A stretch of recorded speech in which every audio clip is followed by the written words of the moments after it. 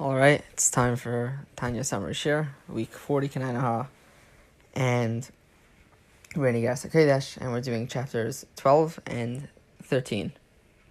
So without any further ado, let's get right into it. Interesting, very similar themed chapters. Well, let's just get right into it. So chapter 12 starts off with a pasuk. It says, V'haya ma'isa tzedakah shalim, v'avodas tzedakah hashket v'vetach ad olam. And I'm going to do my best to translate it, but the Alter Rebbe is really going to be working to understand the terms over here. It's what he starts out with. The literal translation is the action of tzedakah, which would translate to righteousness or charity, is peace, and the work of tzedakah is diligent and secure eternally. So the Alter Rebbe says we need to understand what's going on over here in this pasuk, because it seems nice, it sounds very flowery to say that, tzedakah has peace and diligence and security associated with it, but really when you think about it, it seems like just word soup. And so he kind of divides it into a few categories of what we need to understand. What does it mean that we say the action of tzedakah versus the service of tzedakah? And then also, what's the difference between peace versus diligence and security?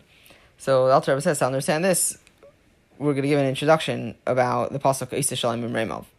So the Chachamim say that, what does it mean, Eiseh Shalom Imreimov, that he makes peace in his upper realms?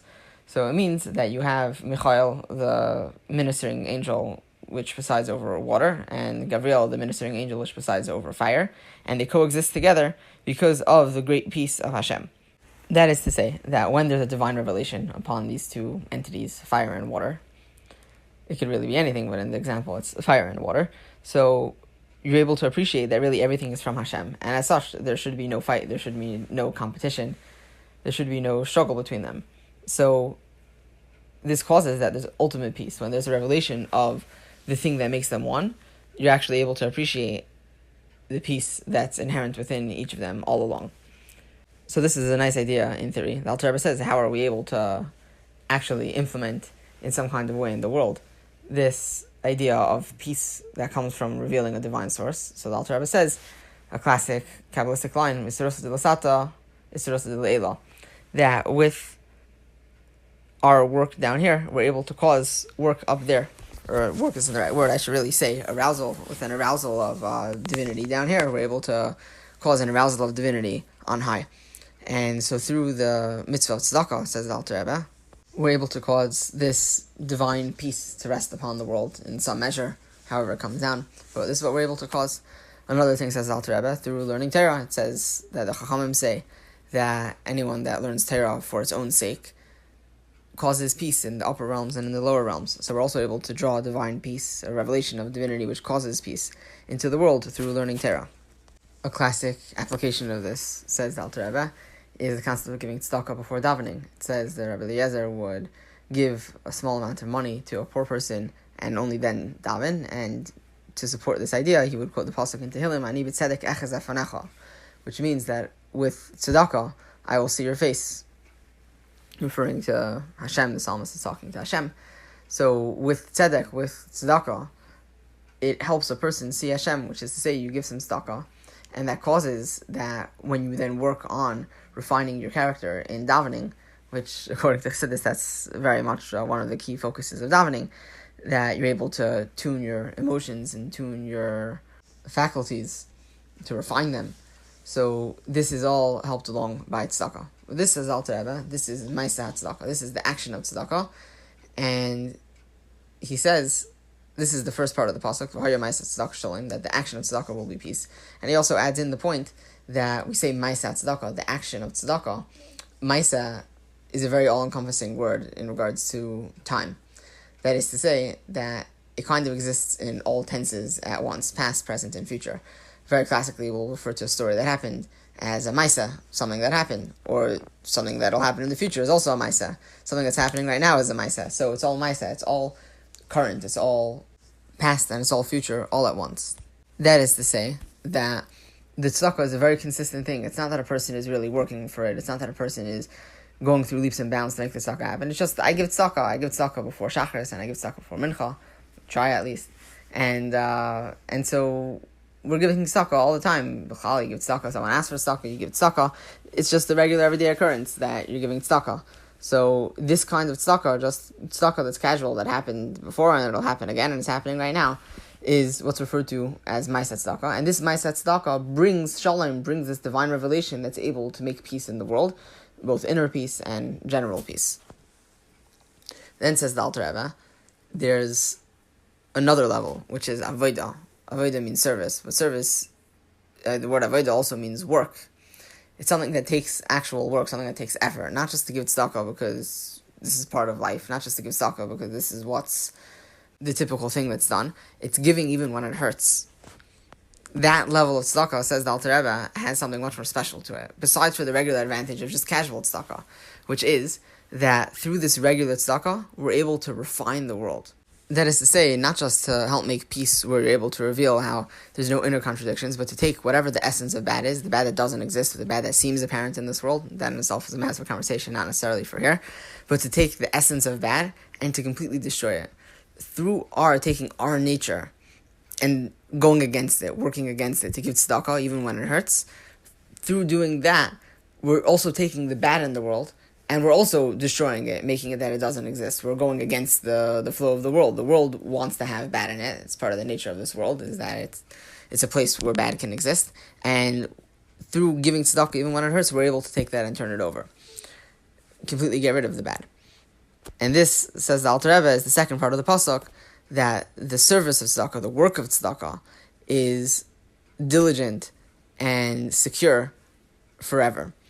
That is to say, that the word diligent, hashket, is related to the word that's used for refining when a person is trying to filter wine. The word that's used is sheket al shemarav, that he's being diligent to make sure that every last bit gets out.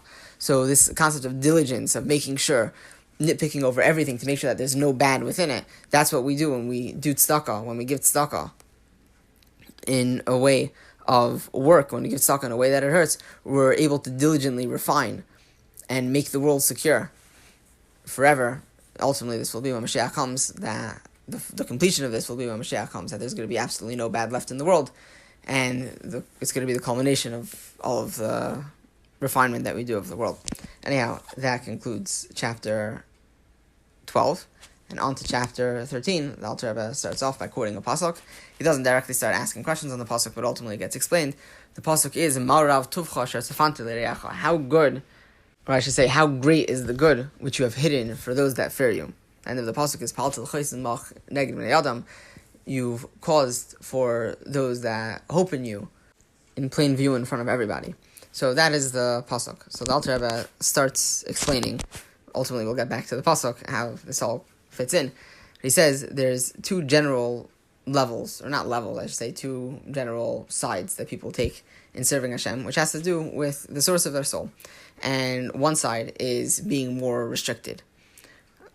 And the Alter Rebbe lists a bunch of midas that go along with this. The concept of tznius, the concept of privacy, the concept of learning privately.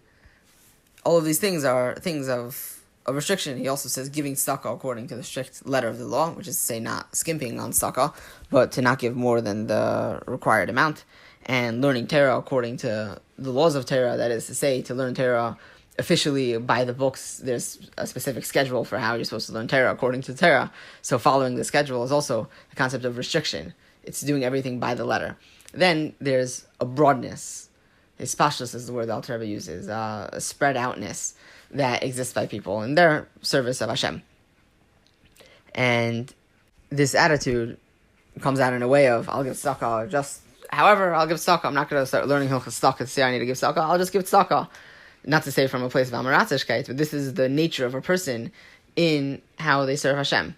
Not just because they don't know the halachas, they could know the halachas very well, but just their nature in serving Hashem is not that I need to do things by the books. I need to do things as my feeling goes, for just to spread out. I should learn Torah. I could learn as much Torah as I can without focusing on the technical details. The Alter Rebbe says that in general, this is the two sides of Beis Shammai and Beis Hillel, two famous rabbinical schools from the times of the Mishnah, and very famously, Beis Shammai is always more stringent, and Beis Hillel is always less stringent, or on the complete other end.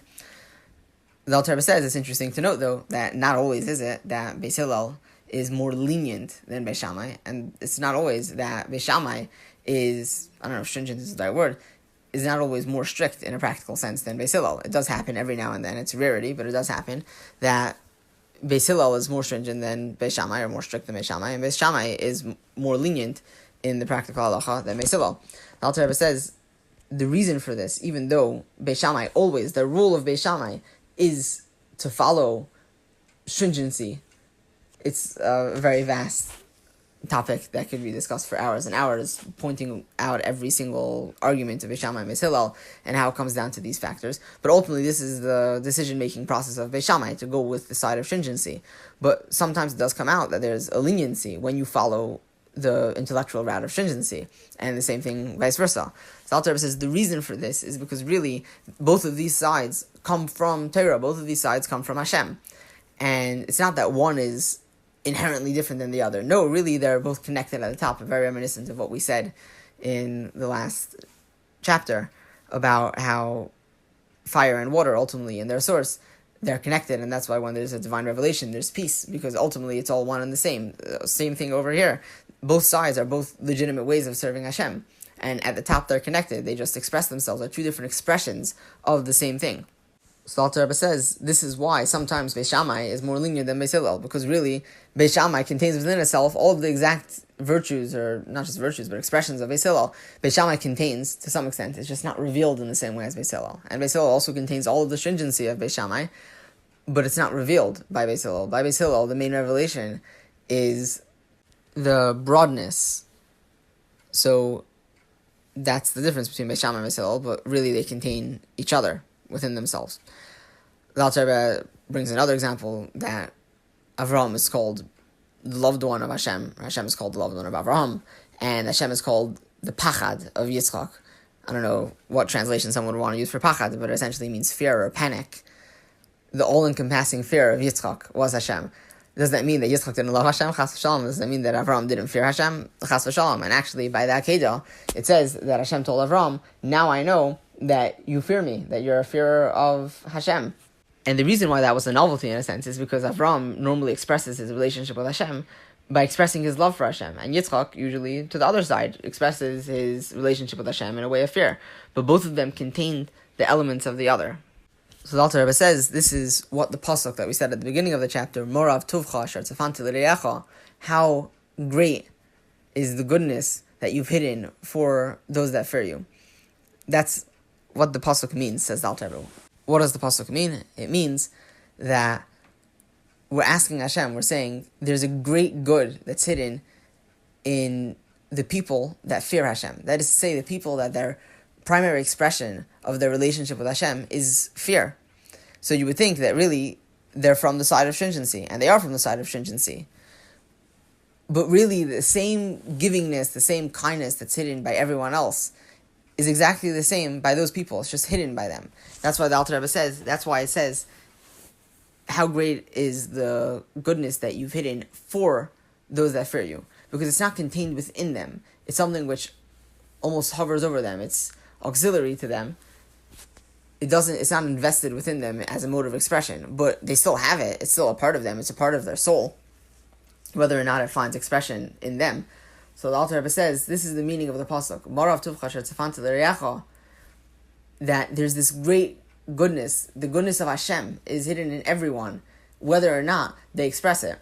So what we're asking in the pasuk is that the same way that people contain within themselves both measures, both the measure of stringency and the measure of hispashtos, of broadness, of giving with no limitations, whether or not it's expressed. We're asking Hashem that this goodness that everyone has, this is how Hashem should treat people. Whether or not they're expressing this goodness, Hashem should be treating people in an analogous way. The Alter Rebbe doesn't quite mention the end of the pasuk, but it seems to be implying the idea that this is how Hashem should be acting, that this is how Hashem should be acting for anyone that has a relationship with Him. And the Alter Rebbe says the same way that we have two ways of kindness. It could either be kindness in a limited fashion or kindness in an unlimited fashion. The same way Hashem interacts with the world with both modes of kindness. And we're asking that He should act with everyone in the unlimited mode of kindness, and that's the meaning of the pasuk. So that concludes Tanya chapter 13 of Igeras HaKodesh. Mirz Hashem, next week we'll be discussing tzedakah as well as some more Kabbalistic concepts.